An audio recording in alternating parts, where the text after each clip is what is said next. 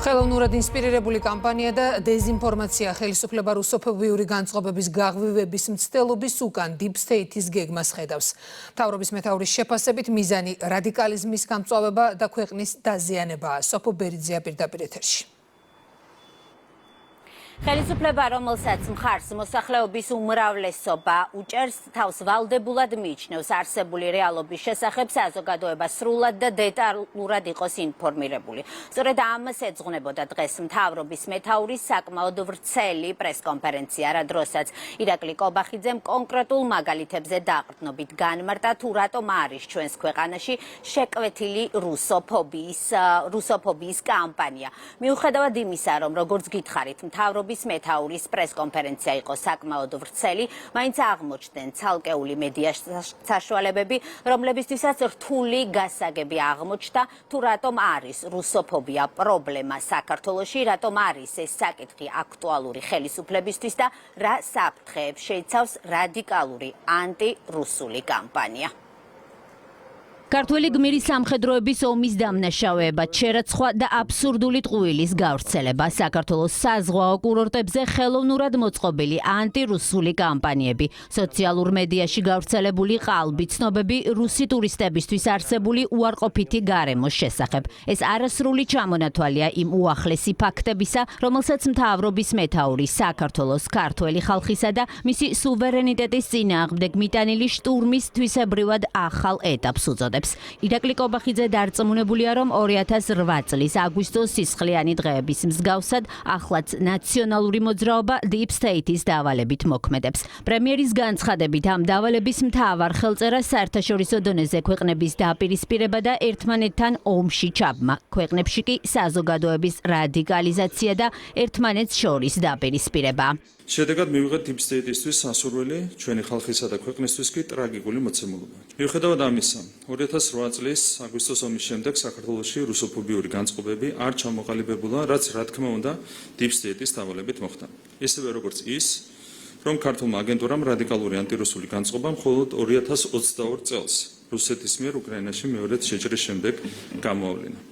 რატომ დადგა შტურმის ახალი ეტაპის საჭიროება და რატომ გაიცა რადიკალური ანტირუსული განწყობების გაღვივების დავალება. საქართველოში მეორე ფრონტის გახსნაზე უარი რუსეთისთვის დაწესებულ სანქციებთან მიერთებაზე. კითხვაზე პასუხი საქართველოს ხელისუფლების მხრიდან ეროვნული ინტერესებისა და ქვეყნის სუვერენიტეტის დაცვაშია. ეს იმ ფონზეც კი, როცა პრემიერის განცხადებით ქვეყანა არაფორმალური ოლიგარქიული ძალებით მოქმედი ევროპული ბიუროკრატიისა და დასავლელი ლიდერების სამიზნეთ იქცა, რასაც მოყვა საქართველოს ხელისუფლების უმაღლესი თანამდებობის პირების, მმართველი პარტიის საპატიო თავმჯდომარის, ქართველი მოსამართლეების, პოლიციის მაღალჩინოსნებისა თუ ფიზიკური პირების სანქცირება. მთავრობის მეთაური აცხადებს, რომ რადგან საქართველოს მოსახლეობის მხარდაჭერით ზურგგამაგრებული მმართველი პარტია ვერ დაიმორჩილეს, ახლა საქართველოს ახალ პროვოკაციაში გახვევას ცდილობენ რუსოფობიური განწყობების ხელოვნურად გაღვივებით. Deep State-ის ახალი გეგმის თანახმად მათმა ადგილობრივმა აგენტურამ ყველაფერი უნდა გააკეთოს იმისათვის, რომ რუსი ტურისტი საქართველოში აღარ ჩამოვიდეს, რაც საბოლოოდ იმით უნდა დასრულდეს, რომ რუსეთის ხელისუფლებამ საქართველოში თითქოს რუსოფობიური განწყობების გამო ჩვენს ქვეყანასთან ყველანაირი ეკონომიკური ურთიერთობა შეაჩერეს.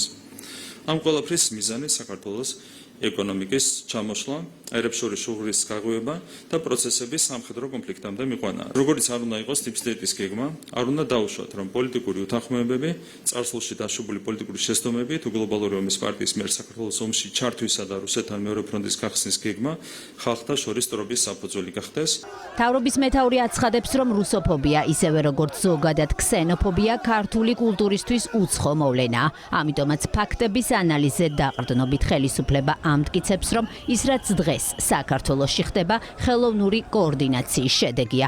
ხელოვნური რადიკალური ანტირუსული განწყობების გაღვივებაში პრემიერი პოლიტიკოსებთან და NGO-ებთან ერთად ცალკეული მედია საშუალებების როლზე ლაპარაკობს.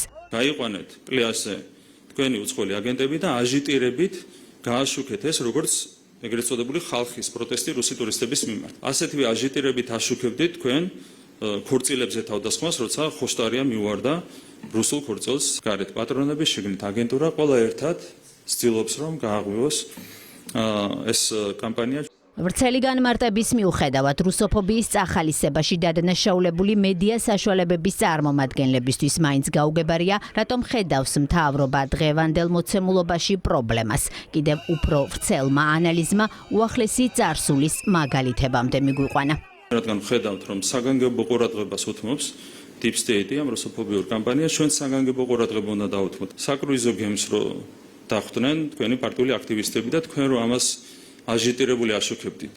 ეს საზოგადოების რუსოფობია კი არ იყო, ეს ხო უცხოური აგენტურის რუსოფობია. სხვა მაგალითი რომ მოგიყვანოთ, როცა არ იყო Deep State-ის მხრიდან ასეთი ინტერესი და ასეთი კოორდინაცია.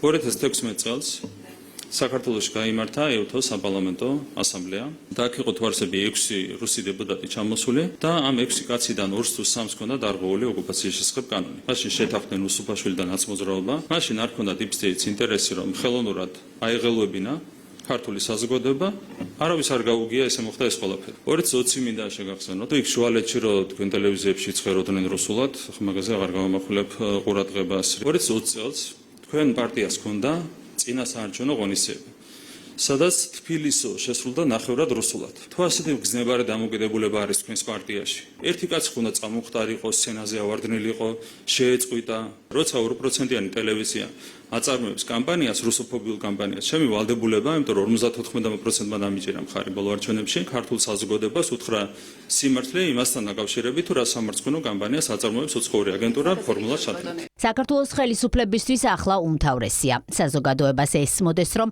რადიკალური ანტირუსული განწყობები კოორდინირებული კამპანიის შედეგია, რომლის სათავეშიც დგას ყველა, ვინც ქვეყნის ეროვნულ ინტერესებს ებრძვის.